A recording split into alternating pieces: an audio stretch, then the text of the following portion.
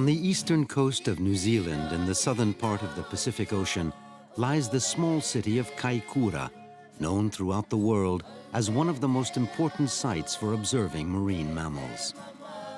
Recently, the city has experienced rapid growth and total transformation thanks to ecotourism, which attracts visitors from almost 90 countries. Since the 1980s, new businesses have prospered. With the help of professionals, nature lovers can not only observe whales here, but also swim with dolphins and sea lions.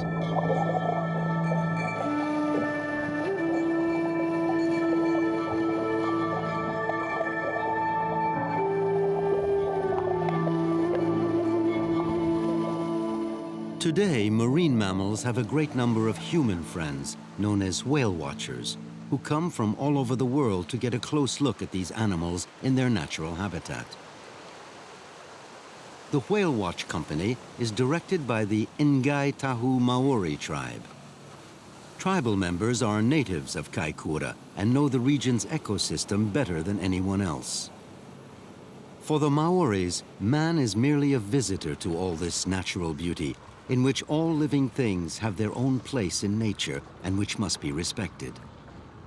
Today, they apply this philosophy to a flourishing activity, taking visitors out to sea to observe Paraoa, the cachalot or great sperm whale. The Ngai Tahu tribe lays claim to an ancestral link with this mammal, since their legendary ancestor, Paikea, came to this land on the back of Tohora, the mythological cachalot whale. And yet the descendants of Tohora almost disappeared from this coast, since during the previous century, the city's reputation was based on whale fishing.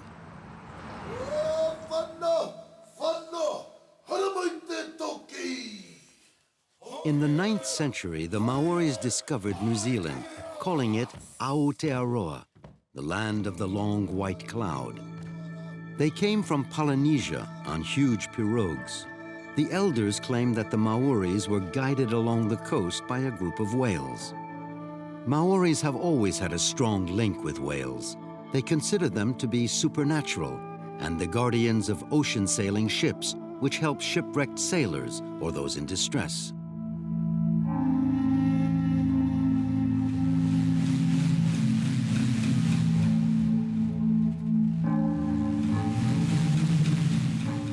Tribal wars were once very frequent. They could be caused by the need to restore lost honor, or to make reparations for the violation of a taboo, as well as to restore a chief's authority. Slavery, torture, and cannibalism were also widespread.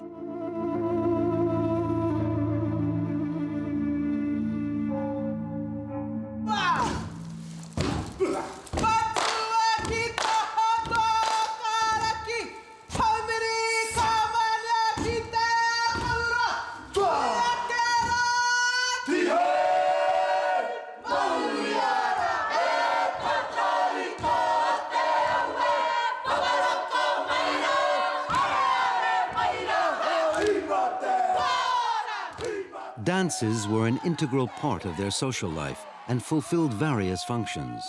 The war dance, the haka, was performed by armed warriors before confronting one another. This dance, in its least violent version, was also performed by women for occasions ranging from funerals to welcoming ceremonies. The warriors stuck out their tongues as a symbol of defiance or for keeping evil away, and also as a symbol of the power of speech. Maori art is very representative of these facial expressions.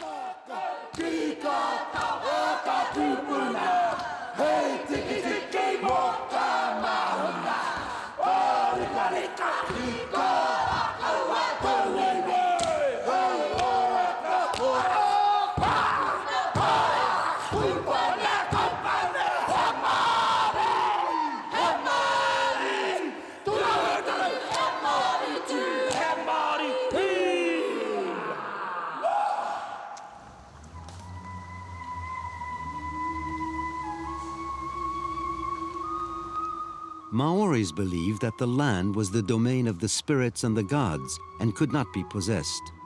Permanent fires marked the occupation of a territory. The village resembled an extended family, including grandparents, uncles, and cousins. The society was divided into two classes, commoners and aristocrats. Traditionally, the aristocrats wore face tattoos. In each line of the tattoo, the life of the person wearing it, his rank in society, and the tribe to which he belonged was inscribed. For certain Maori, one could also see the symbolic representation of their totem animal, which for some was the whale. Cook came to the island in 1769. At first, he received a hostile welcome from the Maori, but he was fortunate to have on board a Polynesian chief who could converse with the tribes and succeeded in creating peaceful exchanges.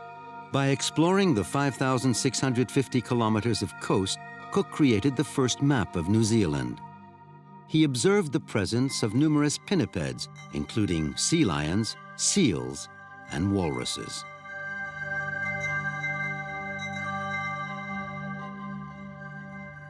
Their fur and their fat were basic necessities and generated a considerable amount of revenue. In 1792, the first Europeans to settle in New Zealand were sea lion hunters. 30 years later, large populations of sea lions had almost totally disappeared. Hunters thus turned to whale fishing. The Maori were excellent sailors and very quickly joined crews on 3 masters, sailing the ocean for months in search of these leviathans. In addition to conditions being extremely difficult for whale fishers, it was also a highly dangerous profession.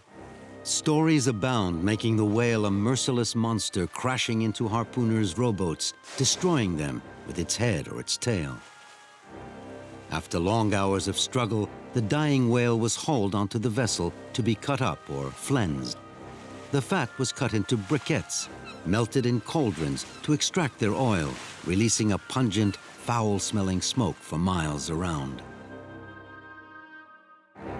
Installations on land were less dangerous and more efficient. As of 1820, whaling establishments had been set up on the coasts of New Zealand. Some Maori already possessed their own hunting station. It was an enterprise requiring technique, organization, and lots of equipment.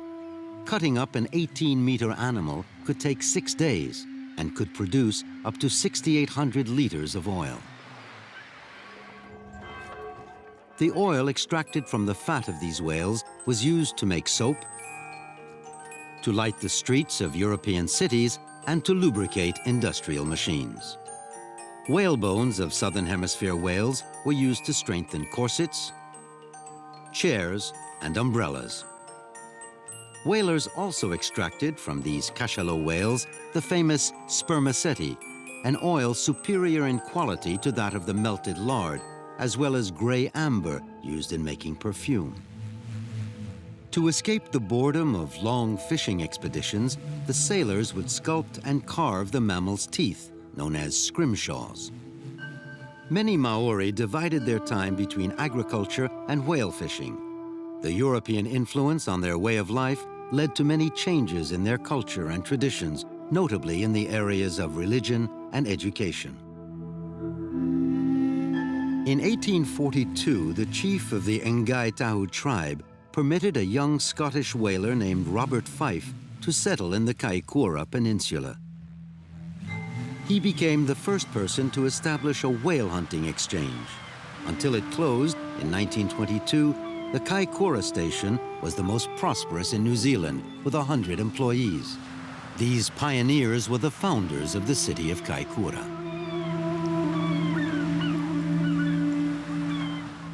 Today, New Zealand protects the various species of marine mammals which live or which migrate along its coast.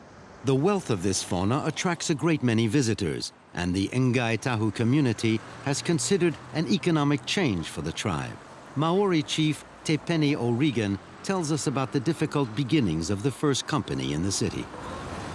20 years ago, this region was very badly hit with economic change, and a lot of our people, 2,000 plus of them, were put out of business. They lost their jobs, they lost their homes, And in the restructuring of the New Zealand economy, they were victims. And one of my very dear friends, the late Widomu Solomon, was the leader of this part of our people. And he and I and some other friends within our tribe, we got together. We started this business of whale watching, and we got into quite big difficulties with the government of New Zealand because they argued that they owned the environment and they owned the ocean. And we said that under the Treaty of Waitangi they did not. And we had big battles in the courts over many years over our rights of access to resources in the sea, in fisheries and in whales. We were partially successful, sufficiently successful for the government to negotiate with us an arrangement whereby they would set the standards for the protection of marine mammals, but we would have for a defined period, quite a long period, the economic rights or economic priority of access to the whales.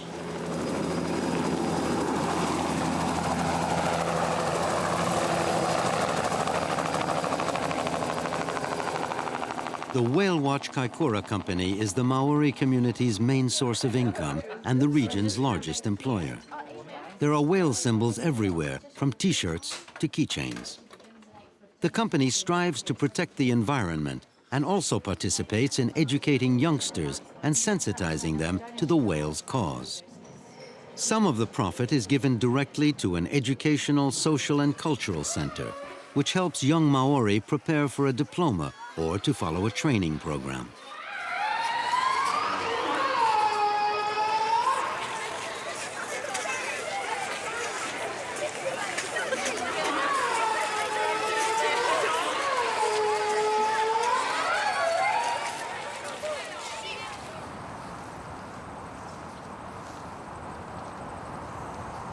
At different times during our development, we struggled within the community.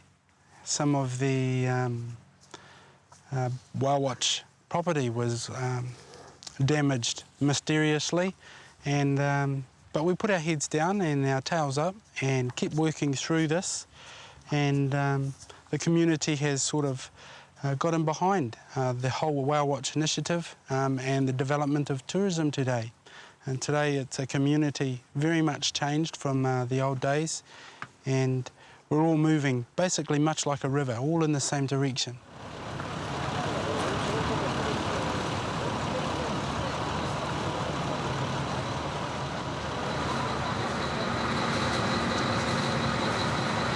I think it's a good opportunity for people to come out, see what all the fuss is all about. A lot of people who they hear all the stories, don't whale, whales should be protected, but a majority of them have never seen whales. They never know what it feels like to be next to a whale. And I think Whale Watch Kaikoura brings tourists out to give them the opportunity to see what they like. As we move along in the Kaikoura region, this will move around to give us our... Because of the existence of an underwater fault off the coast, a population of cachalot live here all year round. This super predator hunts for giant squid in the lower depths. About 55 kilometres an hour. Once the boat reaches the zone, a hydrophone is lowered into the water by the guide, enabling him to determine where the animal will surface. This can take some time, since the colossus can remain underwater from 30 minutes up to 2 hours and can dive as deep as 2,000 meters. The macrocephalus, or giant whale, has fascinated generations of whalers. Today, this fascination is shared by hundreds and thousands of spectators. The cachalot's organism is unique. It has the largest brain in the world, and it makes use of it. Thanks to the organ of spermaceti lodged in its skull, it is just as talented at deep sea diving as it is at echolocation and language. Oh, shit. Yeah. Oh.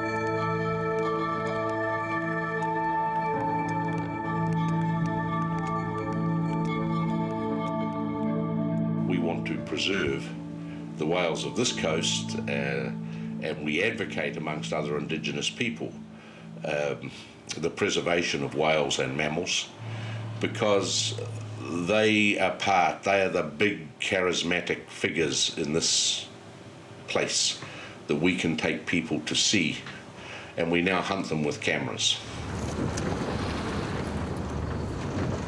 The public is delighted to get close to these huge mammals, and it is instrumental in supporting their protection. Scientists, however, are worried about the impact of this infatuation on the animals. Anton van Helden is a researcher for the Department of Marine Mammals at the Wellington Museum. Whale watching is a really important industry in New Zealand, and there are a lot of people that want to get into that industry, but I think it's very important that that industry is regulated so that there is not a huge impact on the whales themselves. The Department of Conservation has guidelines which restrict the number of vehicles that you can have around an animal at any particular time. Here in New Zealand we have helicopters, boats and planes that are around the animals, so that needs to be restricted so that the behaviour of the animal isn't too greatly affected.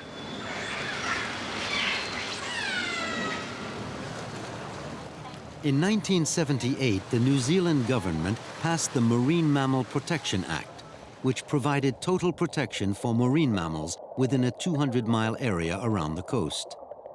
This is why activities such as swimming with dolphins require a permit and are subject to strict regulations. Scientists feel that the swimmers could perturb the behavior of these wild animals if basic rules are not respected.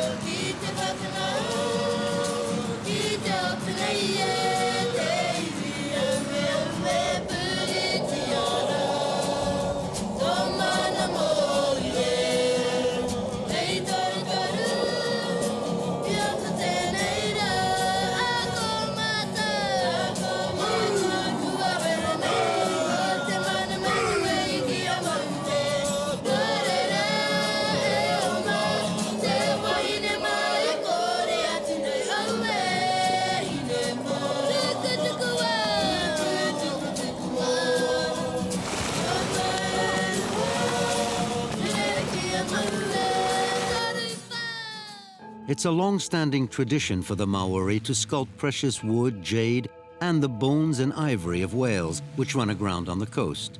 It's a noble art, and the Maori who insist on maintaining their cultural identity are proud to wear these treasures. We have always claimed the rights of ownership in stranded whales. Whales that die naturally and come onto the coast. We claim the bone, the teeth, and the right to extract that. The conservationists all want to have big funerals for them and bury them, and they carry all their green religion, but we want these items because we make these treasured taonga, we call them, that we wear.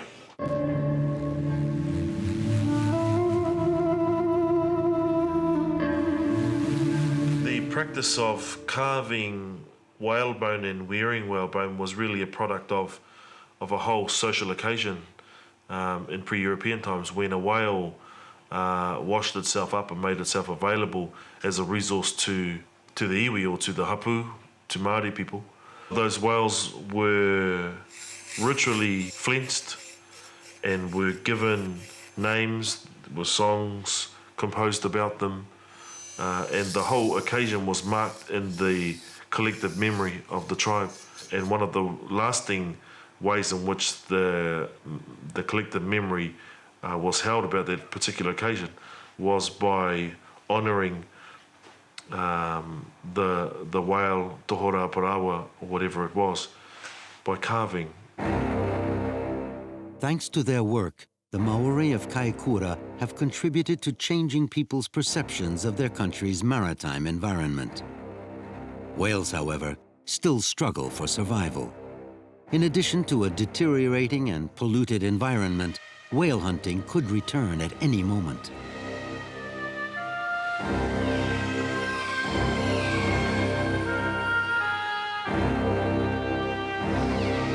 The International Whaling Commission adopted a moratorium in 1982, creating only a pause in commercial whaling. In addition, whaling countries are not required to respect this measure. They've even invented the concept of scientific hunting. Using the study of whales as a pretext, they continue their whaling and their sales of derivative products. We do not want to see commercial whaling started in this region. We support the Southern Ocean moratorium on commercial whaling. But we support Indigenous people in other parts of the world who wish to be able to continue their customary harvest of whales. We're generally against industrial whaling. From my perspective, if New Zealand as a country got back into whaling for the whale watch industry, I think it would be disastrous. The first thing that will happen is we all know there's whales here, and a lot of the whales that we have living here that we've built up a rapport with will no longer be targeted by cameras but targeted by harpoons. And I think we would have lost more than just the whales. We would lose, a big part of our history and a big part of our future.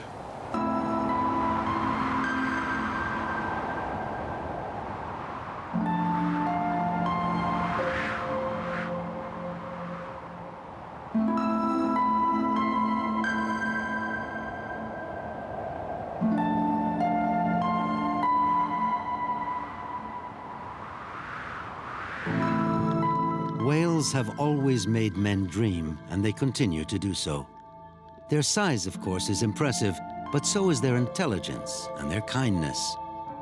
Underwater life fascinates us because it's invisible, obscure, and mysterious.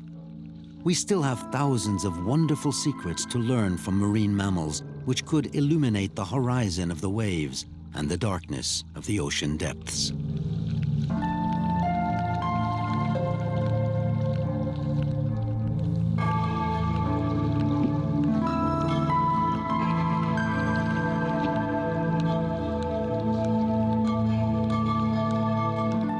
Through its history, as well as its legends and beliefs, the Maori people bear witness to a destiny closely linking them to the sea and its animals. The Maori know that should they lose the whales, they would lose vast fragments of their dreams, their myths, and their most beautiful poems. In other words, everything that made them the people they are.